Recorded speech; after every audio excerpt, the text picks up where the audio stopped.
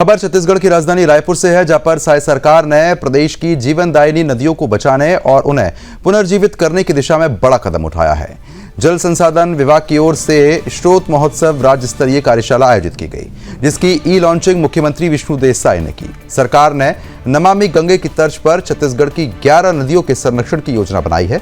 इसके लिए national water academy Pune और अंतरिक्ष कॉरपोरेशन बेंगलोर के साथ 2 महत्वपूर्ण एमओयू किए गए हैं।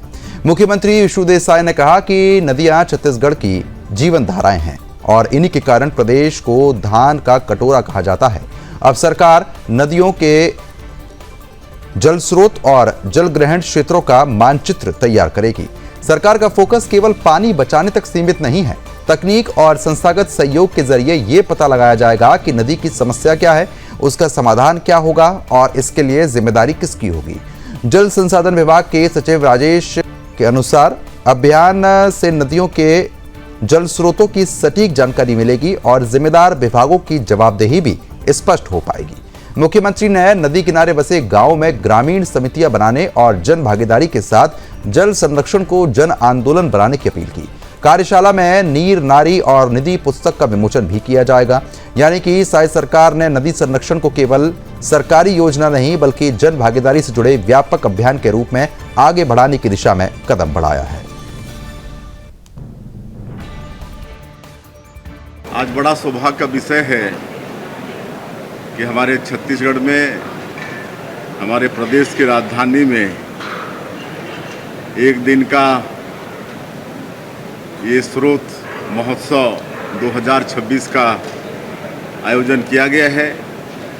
और इस आयोजन का उद्देश्य है, हमारा ये जो प्रदेश है धान का कटोरा कहलाता है और ये विशेषकर हमारे प्रदेश में जो अनेकों नदियां हैं उसके कारण ये संभव हो पाया है। हम लोग अच्छे से अनाज पैदा कर पाते हैं।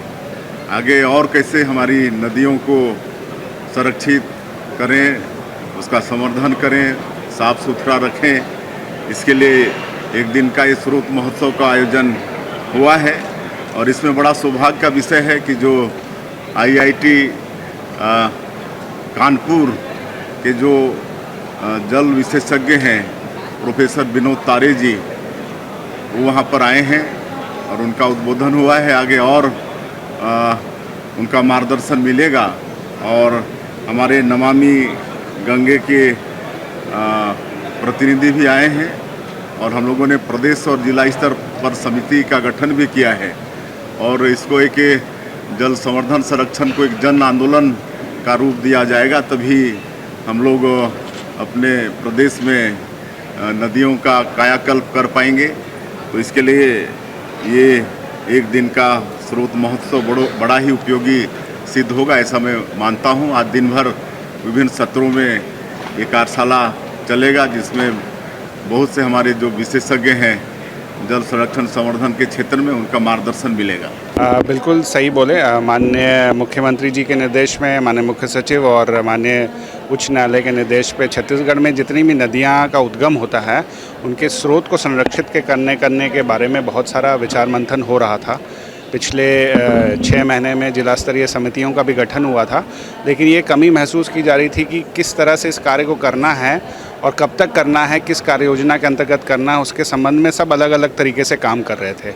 उसी को एक सही दिशा देने के लिए आज भारत सरकार के नमामि गंगे की टीम, जो प्रोफेसर तारे के अंतर्गत ये कार्यक्रम और संगोष्ठी आयोजित की गई है।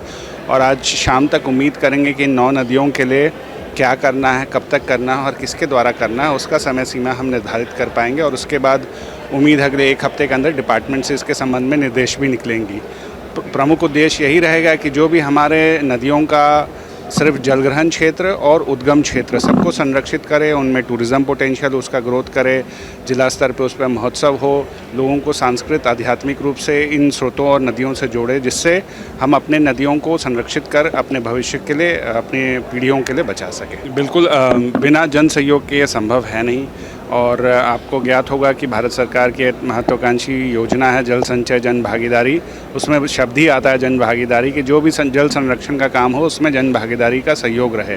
और आपको बता के हर्ष हो रहा हो कि इस कार्यक्रम में सभी जिलों के सहयोग से पिछले साल पूरे राज्य देश में हम लोग दूसरे पायदान में थे। माननीय राष्ट्रपति महोदया के द्वारा भी इसमें हमको पुरस्कृत किया गया और इस वर्ष भी हम इसी पायदान पे ही हैं। और अभी जो जन भागीदारी कर रहे हैं हम, वो सिर्फ ना जन समुदाय से बल्कि प्राइवेट सेक्टर में CSR से, बड़े उद्योगों के DMF से, अन्य योजनाओं से भी हम इसको सहयोग लेकर के इस काम को कराने कर रहे हैं। 2 MOU आज जो महत्वपूर्ण हुई, एक तो नेशनल वाटर एकेडमी पुणे है जो भारत की प्रीमियर इंस्टीट्यूट है जो जल से संबंधित चीज़ों पे वैज्ञानिक पद्धति से ट्रेनिंग देती है। तो हमारा जल संसाधन विभाग और नेशनल वाटर एकेडमी पुणे के द्वारा एक MOU हुआ है। उनके लोग पुणे में और यहाँ पे वर्चुअली या ऑन साइट आकर के हमारे अधिकारियों को विभिन्न चीज़ों पे, चाहे इंजीनियरिंग साइड हो, एडमिनिस्ट्रेटिव साइड हो, डैम रिलेटेड साइड हो, उसमें ट्रेनिंग करेंगे जिससे हमारी कैपेसिटी बिल्डिंग होगी। खासतौर पे AI आने के बाद AI का उपयोग कैसे करें हम अपने कार्यक्रमों में, उसको भी हमको बताएंगे। दूसरा MOU हमारा अंतरिक्ष कॉरपोरेशन से हुआ है जो इसरो की एक व्यापारिक विंग है।